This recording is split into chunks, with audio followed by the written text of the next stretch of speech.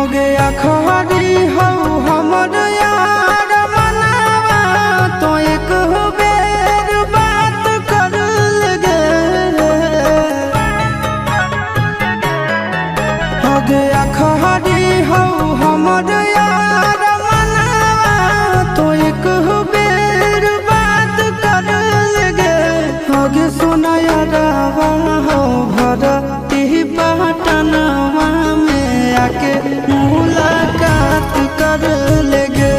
आगे सुना यारावा हो भरती पटनवा में आके मुलाकात कर लेगे। आगे चली जाइबौ छोड़ी के दुनिया विदाई अपने हाथ कर लेगे।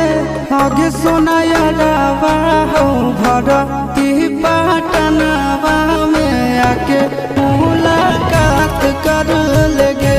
आगे सुना यारावा हो भरती पटनवा में आके मुलाकात कर लेगे।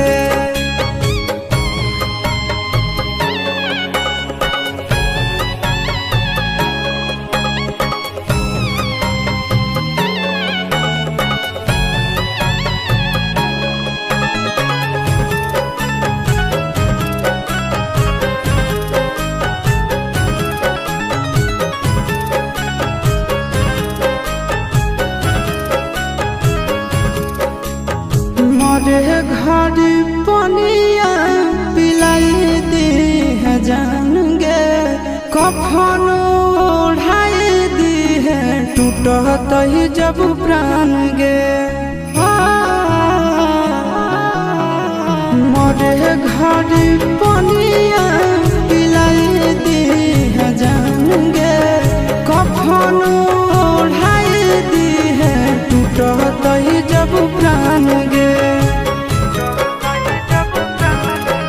आगे हमारा से तोरा जाती प्यार होता भेंट साक्षात कर लगे। आगे सोना यारावा हो भरती पटनवा में आके मुलाकात कर लेगे। आगे सोना यारावा हो भरती पटनवा में आके मुलाकात कर लेगे।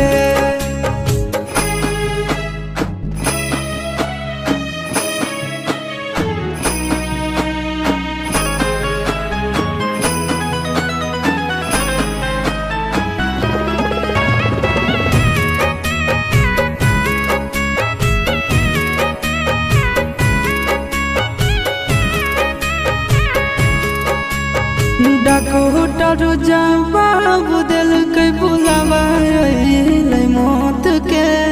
देखी के चेहरा जानू चल जाई है लौट के। डॉक्टर जवाब दिल के बुलावा मौत के।